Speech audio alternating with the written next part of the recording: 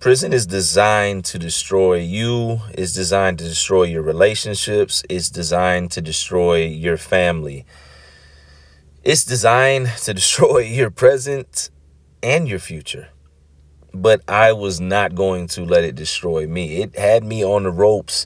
I had at this point not just lost so many countless brothers that I had became close with, that became family behind those walls, but I damn near lost my mind. I lost my sobriety for a moment, but I was fighting back. Still, if I can liken it to anything, imagine, basically getting jumped or whatever, or being in a boxing match, and yeah, you're done fighting, but you got to heal. There's bruises. You got injured. And anybody's ever been through the healing process or suffered a serious physical injury or mental one because of trauma, it takes time to heal. And that part where you haven't yet found healing yet can be volatile because you don't necessarily know how to process your thoughts, emotions, etc. and otherwise. And this is the portion of the bid where I damn near destroyed every relationship that I had left with my loved ones. I began, though I wanted peace, though I wanted to get to my freedom, though I did not want prison to destroy me, I was venting in a very negative way. I would take things out on the people that I loved, my frustrations. It was the way I talked to people. It was the way I was getting things across. And oftentimes I would blame my girl at the time for things she wasn't in control of. It made no sense, if I can be 100% brutally honest. Every conversation was an argument. It was forced. It was stressed. And to this day, I don't know why she hung on. There were times where she was making sacrifices. I would get on the phone after nothing being on the phone, and $7.33 would be up there because that's all she had to put on the phone. And when we got on the phone, we would argue every cent of it off, and it was my fault.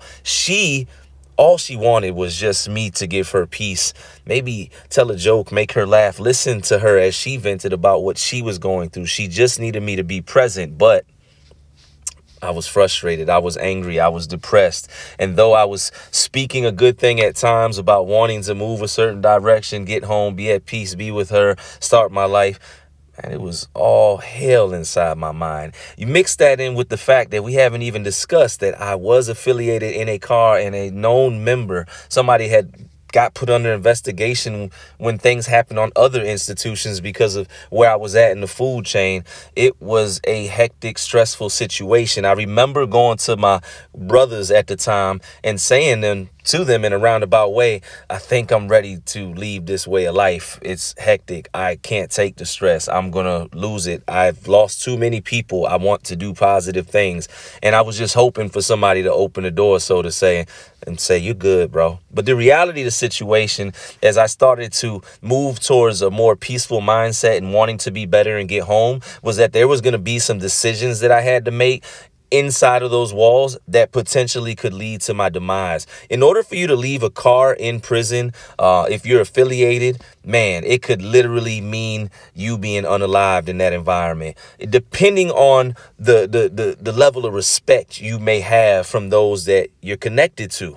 There were a couple things that would work for me. I was always the type, I was known because of how I helped people behind the wall.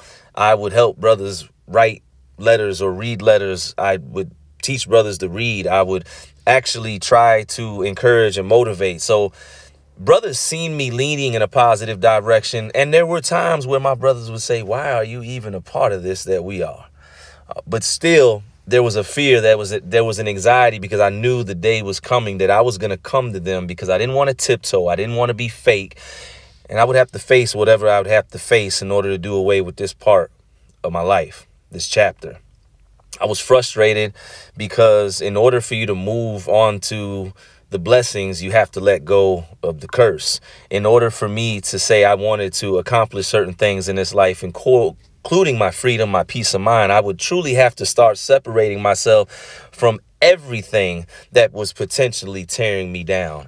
It's people, places, and things. The alcohol had almost taken me out because of my depression. Because of my depression, I had made bad decisions that led me to be actively affiliated behind those walls. I didn't want to be. I just wanted to lash out, and I needed a place to put my anger. But now it shifted more to depression, and I was just tired of feeling this way. And I can't keep rocking with y'all because y'all not concerned with going home. But I don't want to die. I want to keep going in this life. I can't do it here. When I get home, I don't want to be looking over my shoulder. How did I even get in this situation? I remember talking to my girl and telling her, yo, I got to figure something out. I'm stressed out. I don't know how they going. And her just saying, I'm here, but I don't know what to tell you to do. I was in a situation where I was in an all-out war inside of my mind.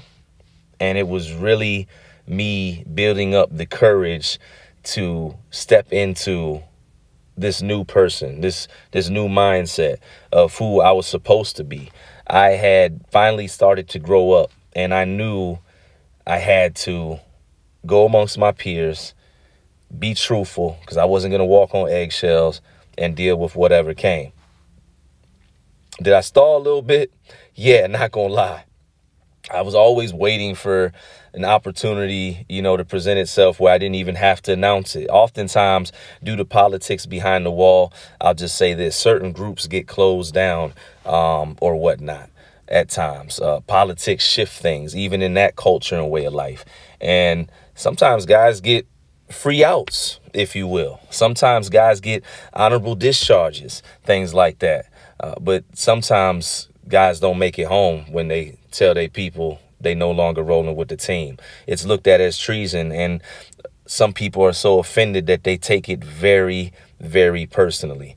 And I have to start discussing this part of my life because there are so many people out there right now losing their life or ending up in prison forever, or people going in prison, becoming affiliated, and ending up running up their time, and all behind streets they've never been on, big homies they don't know, and sets that they're not even moving off what the history of it actually is.